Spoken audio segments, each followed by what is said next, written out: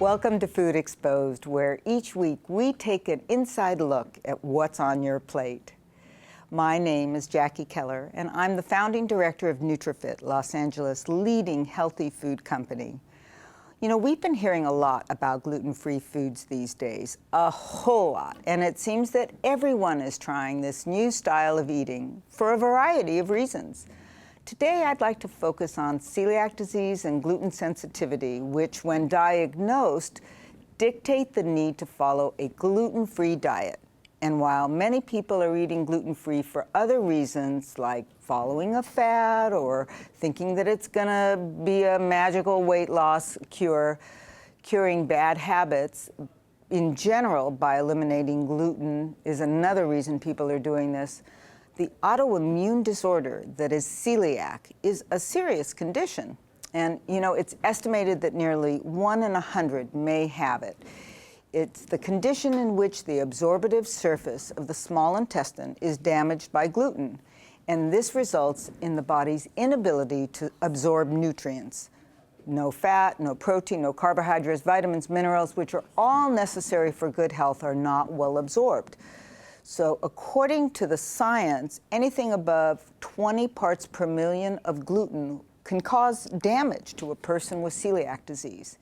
An additional 3 to 5% of the population suffers from a condition known as non-celiac gluten sensitivity, which is not an autoimmune disease like celiac, but it has similar gastrointestinal symptoms and requires the same gluten-free diet. So what is gluten anyway? Gluten is a protein. It's found in wheat, rye, and barley. It helps bread and other baked goods bind and prevents crumbling. And as a result, gluten is widely used in the production of many packaged and processed foods. Now, gluten-containing flours and starches are also used as thickeners, and they're present in many soups and sauces. In fact, gluten is present in so much of our food supply that following this specific dietary platform is really challenging. And for those not afflicted but looking for a way to improve their diet in general, simply eliminating foods with highly processed or refined products and emphasizing a diet rich in fruits, vegetables, wholesome lean proteins, dairy, and fat will help. Common symptoms of celiac disease are anemia, chronic diarrhea, weight loss, fatigue, cramps, and bloating, and in some individuals, itchy and burning rashes. Still others present no overt symptoms at all, but nonetheless, they suffer the intestinal damage. So the wide spectrum of potential symptoms has historically made celiac disease very difficult to diagnose, and it's frequently misdiagnosed as irritable bowel syndrome, lactose intolerance, Crohn's disease, or other conditions. About 10% of individuals with type 1 diabetes also have celiac disease. And celiac disease, especially when untreated, is also associated with osteoporosis, liver, thyroid diseases, and non-Hodgkin's lymphoma. A whole host of things. Well, my guest today knows all about getting diagnosed and living with celiac disease. We met under circumstances completely unrelated to this condition, but definitely related to healthy food. John Volturo is best known for his avant-garde marketing tactics and is behind some of the biggest aspirational consumer brands in the marketplace today. As the former senior vice president of marketing for Guthy-Renker, John spearheaded business development and marketing strategies for the direct marketing conglomerate and its world-renowned products like Chaz Dean's Wen, Anthony Robbins, Windsor Pilates, and Sheer Cover. Formerly the CMO of Beachmint, Silicon Beach's most recognized startup, John was a primary player in the company's genesis and early growth. Well, last November in 2013, John founded Scriball, a platform that connects brands and consumers through interactive, immersive social storytelling. Scriball uses multimedia and sequenced content to inspire creativity and build brand-to-consumer or consumer-to-consumer based content and conversations. John received his MBA with a concentration in marketing management from Drexel University, and his bachelor's in communications from Temple University. He's a strong supporter of the LGBT community here in Los Angeles and PTSD recovery organizations. John and his husband, Adam Christian, live in Los Angeles, California, with their twin daughters. John, welcome to Food Exposed. Thank you. It's so nice to have you here. Nice to be here. Thank you. I know it's hard for you to get away, and I'm so delighted that you could join us. Let's start with the newest child in your life, your new venture, Scriball. Tell me more about it. Well, as you were saying, the whole idea behind Scriball is really about communities, and I started thinking about communities a lot when I was diagnosed with celiac disease because there wasn't a lot of information out there back in 2009, and really my community was Jackie Keller. Jackie, I was lucky enough to have feed me, and she delivered my meals and experimented on me and helped me figure out what worked and what didn't work. And I slowly started realizing that the food actually was changing the way I felt. Everything from headaches to the rashes that Jackie mentioned earlier, to just not feeling bloated all the time. And suddenly I felt like a different person. And I started seeking out communities, and I realized across the country there were these micro-communities formed around certain areas. Here on the West Coast, we were lucky, some places in Florida. And when I started talking to these people, I realized that a movement was starting. And to Jackie's point earlier, it really wasn't about a fad just per se, but there were a lot of people who actually were suffering illnesses. And I was lucky enough to find that early for me. So out of that whole idea of community grew this idea that communities are really starting to fragment off of Facebook and Twitter, and people are starting to have conversations. But the problem with Facebook and Twitter that I saw as somebody who was actually running a social commerce company was that they didn't let people actually have a narrative. The narrative kind of escaped our daily life. And for me, that was really exciting because as a storyteller at heart, because I worked in television for 8 years building out infomercials, 30-minute commercials, the story was the king. You told a story about somebody, a passionate developer like Jackie Keller, and you told the story about how they became who they were, and you convinced the person to buy a product through the passion and the fact that this is authenticity. And all those communities started to disappear, and the whole narrative started to disappear.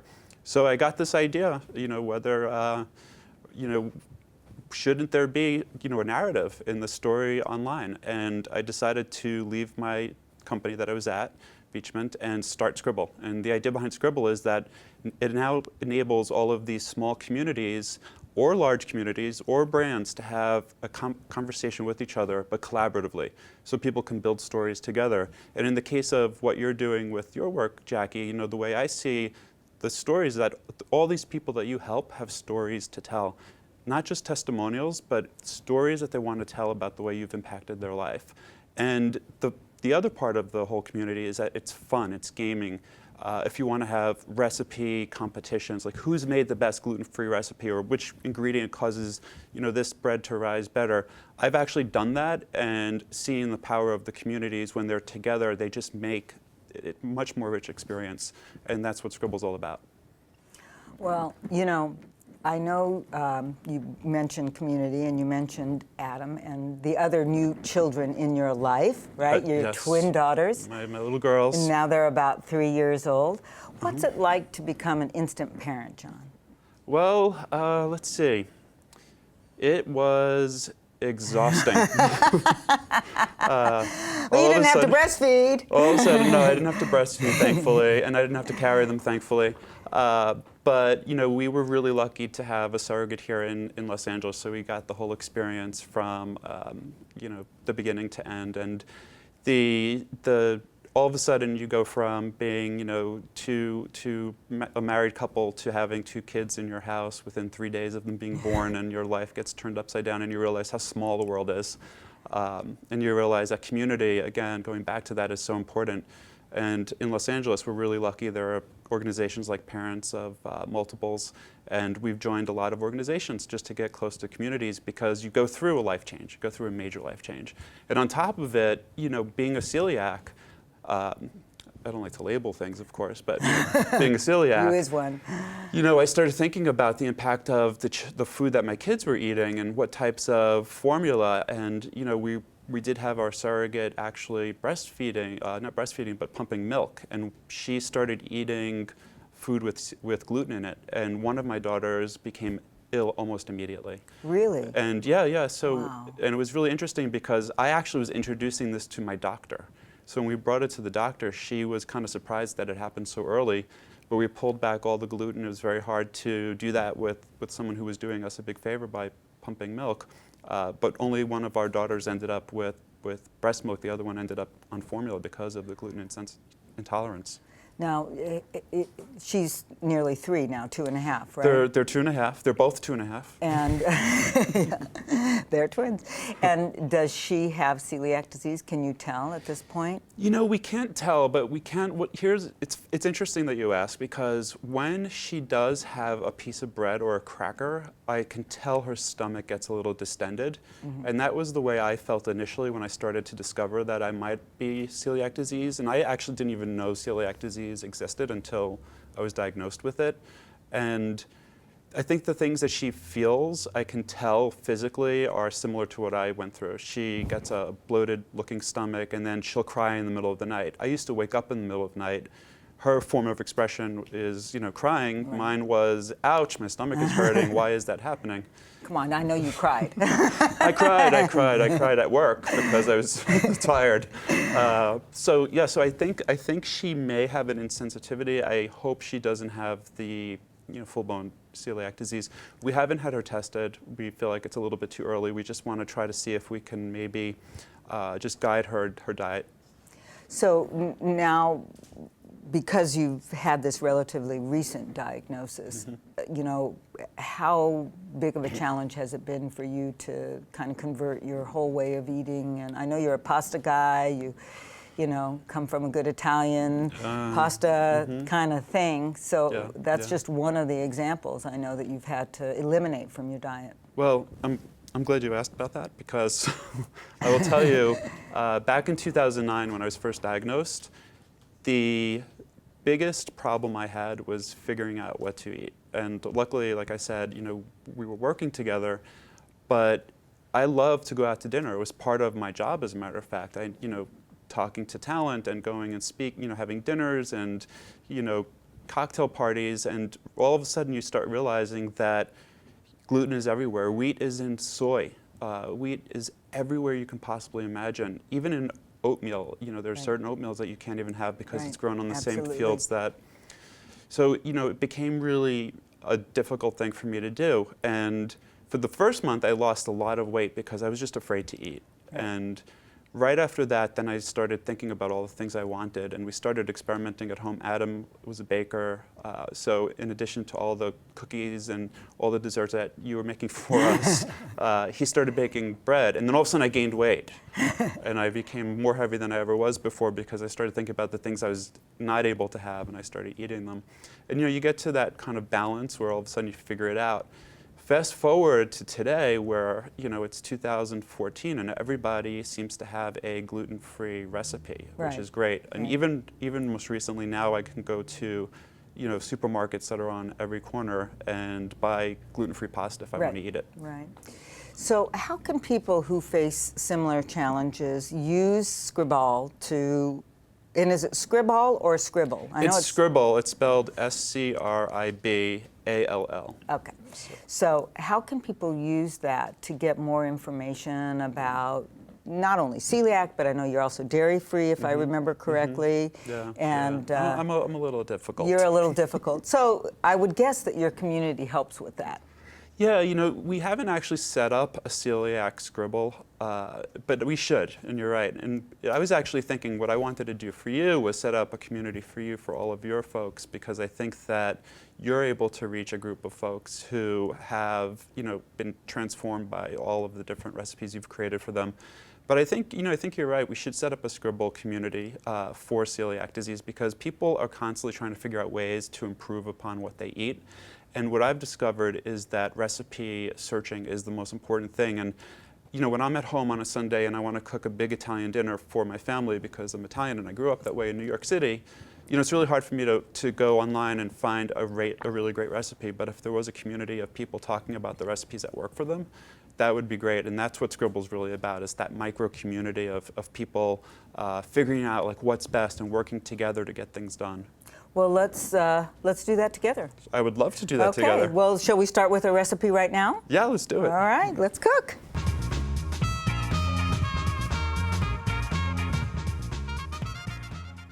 All right, John, time to cook.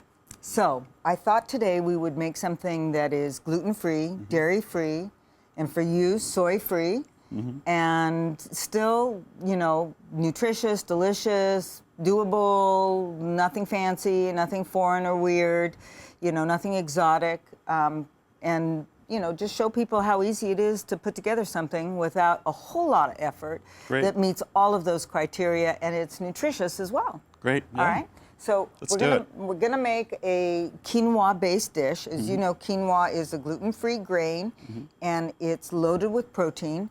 So this will take care of the fact this is actually a vegan protein dish.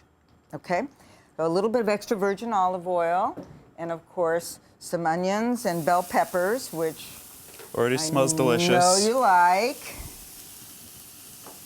And maybe you can give that a stir while I get the rest of it going. And so we're just going to allow maybe 30 seconds for this to take on some color and take on some flavor. And then I cheated a little bit because I know... No cheating. Yeah, I do cheat. I cheat all the time. Cheating. Yeah, I do. A little bit of collard greens. I pre-blanch them because collard greens do take a couple of minutes to cook, and I knew we would be a little short on time. So you're going to want to spread those out. Now, if you're starting with raw collard greens in this recipe, you're going to want to either blanch them or allow for enough time for the collards to cook, because unlike spinach or chard, which you could use in this recipe, collards are a little stiffer. But the good thing about collards is they are so high in vitamin K and in, of course, fiber. Them. Do you? I do love them. It's not a common vegetable. You know, for some of us, I didn't grow up with collard greens. I didn't know anything about it. We started to grow them in our backyard. How nice. Yeah, we do. Yeah, and you know, we have a farm now. I know. I know. Very exciting. NutriFit has a farm, and we are growing collards. Farm to table. And literally, in our case, it's literally for our clients, they're getting things that we grow on the farm and bring in and put in their plates. And collards is one of the easiest things to grow, which is really nice. Great. I'm going to add a little bit of vegetarian vegetable broth. Now, here would be an instance where we would need to look and see, does this have gluten? So let's, I'm going to, because I don't have my glasses on. I don't have mine on either. But I can tell that this is gluten-free because it doesn't have any soy in it, and it does not have anything related to wheat or modified starches. Great. So that tells me right away that it's probably gluten-free, even though it doesn't, and it actually says it on the front. Ah, okay. All right. Well, it shows you what you can see when you can read. But, you know, in other times or with other products, you may not be able to see that it is gluten-free on the front. A lot of products still don't have it on there. Right, because it's not, you know, necessarily what people are looking for. Although I think we're going to see more and more things labeled gluten-free that never had gluten to begin with. Right. But this is a product like a broth or a sauce or something pre-made like this where you would have to really You really do have to label be careful because brown gravies, like you were saying before, have a lot of gluten in them. Right. So we've got some vegetable broth in there. And then I'm going to add some black lentils to this. Now, if you didn't have these black lentils, which aren't that exotic or hard to find, you could use regular lentils, but I kind of like something a little different. They're smaller, they have a little better texture for this dish because they're not going to get really mushy on me. And of course, by adding in the lentils, we're adding in fiber, we're adding in folate, and we're adding in a lot of protein. So and a nice crunch, too. Yeah, they're good. I'll add in some of our salt and sugar-free lemon garden blend because I know what's in it. And again, another circumstance where it could be a filler or something added in it that could create a reaction. If you haven't tried Jackie's spices, they're amazing. Oh, well, that's sweet of you. Thank you. You just earned yourself a bottle to take home. That's That's why I said it. So give that a stir here while we get the quinoa in there. Now this is a red quinoa. You don't have to have red quinoa, you don't have to have black quinoa, you don't have to have tri-colored quinoa. You can have just plain old quinoa. But this is organic, and I like this product because, again, I want something that looks a little unique. I want something that contrasts with the dish and really creates something interesting. So we're going to add in this pre-cooked quinoa. And you know you have to rinse quinoa before you cook it because it has that bitter outer coating. And when you just rinse it in a colander, that outer coating is rinsed off, and then you just put it in a pot with some water, bring it up to a boil. But of course, the recipe for this dish is on emPOWERme.tv. It's also on my health blog, so you don't have to worry about writing it down. Smells delicious. And we're going to top it off with a little bit of Meyer lemon zest and Meyer lemon juice. Now this is another thing we're trying to grow up at our farm. Meyer lemons, we have a regular lemon tree which is prolific. The Meyer lemons are harder to grow and a little bit more delicate, but they have a much sweeter flavor. And so we're experimenting, we're not farmers by trade. So It's not Green Acres. It's not Green Acres, no, it's not Green Acre. Well, it's, becoming. Part of the acres are green, thank God. If we could just get more rain, we'd be in good shape. But I love the smell of I can smell lemons. it from here. It smells great. And then we'll take some of the juice out as well. And you just keep stirring there. And pretty soon, we will have our dish. Can you hand me one of those forks? I'm going to spear this guy and take the juice out just like that. Who needs a fancy juicer when you have a good old-fashioned fork? And maybe a little bit more. I think there's a seed or two in there, so you have to be a little careful. And then we're just about done. I mean, it is really that simple. This was fast, yeah. Yeah. And of course, I pre-cooked a couple of things, but nothing took more than 15 minutes to pre-cook. Right, and you could do while you're doing other things as well. Yeah, like a nice salad with this or something like that would be done for the day. You got protein, fiber, fat, healthy vitamins, minerals, everything you need. I think I'm going to go home and make this for dinner tonight. Okay, well, It smells delicious. You might have to give this to me. Well, you might have to taste it first. What do you think? Okay, All sure. right, ready to do that? Okay, Sure. so let's do this. Let's turn it down because it's pretty hot. Why don't you dish yourself up a little bit, and I'm going to have you take a taste. I think you have a fork right there. Right here. And let me know what you think. Hot, I know. Is it good? As good as I thought it would be. Yeah? Oh, yay! And I did get that one seed. The tiny seed found you. But it's very good. Good. So this is a base. Obviously, you could modify it if you didn't have collards. You could use something else. We make it your own. But I'm glad we came up with something. And if you did want to make this and it wasn't for John and you wanted to add some soy nuts to it, you could, for a little additional crunch, some roasted soy nuts on the top. But that's great. It's good without it as well. Or you can put pine nuts if you're me. There you go. And pine nuts would be a lovely addition to that. Yeah, that would be great. Perfect. Thank you. Well, John, thank you so much for joining me today. Oh, glad to be here. I have to give you a hug. I know Love that this woman. I know that everybody wants to stay connected to you personally, and they also will be interested in Scribble. So please tell our audience how they can find you. You can find me at johnvolturo.com, spelled JohnVolturo.com. Thank you. And we'll stay connected. Yes. We'll stay in touch. I would love to do that. And we'll do this again. Yes, let's do it again. Well, all right. Okay, thank you so much. Thanks.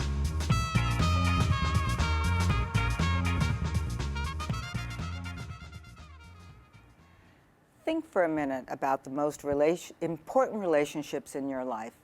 What are the characteristics of the people to whom you feel closest? Happy couples describe their partners as interested and responsive. Besides existing relationships, curious people act in certain ways with strangers that allow relationships to develop more easily. Research shows that curious people ask questions and take an interest in learning about partners and intentionally try to keep interactions interesting and playful. So here are a couple of things we now know about social relationships. In a recent blog in Scientific American magazine, Ingrid Wilkergren writes, people who are part of a group are also far better equipped to conquer an internal foe, the threat of bad health.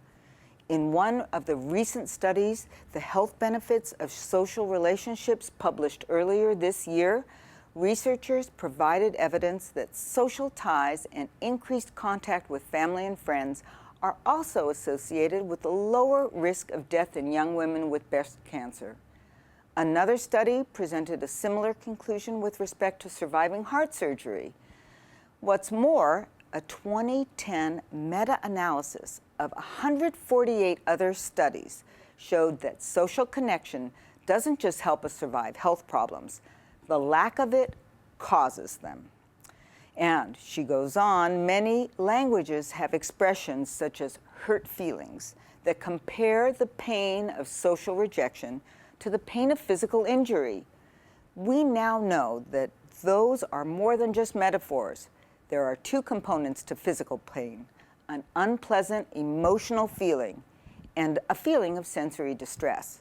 They're both associated with different structures in the brain. And social pain is also associated with a particular brain structure. This connection between physical and social pain reflects the tie between social connection and the psychological processes of the body. So the health message is clear. Reach out socially, you'll engage your curious self, you'll minimize the pain of social isolation, and live more fully. As John Lennon wrote so poetically, you may say I'm a dreamer, but I'm not the only one. I hope someday you'll join us and the world will live as one. That's our show today. I hope you'll join me next week for another episode of Food Exposed, where we'll take a close look at what's on your plate. For more Food Exposed, check me out on emPOWERme.tv. And until next week, remember, make food your best friend and exercise your companion for life.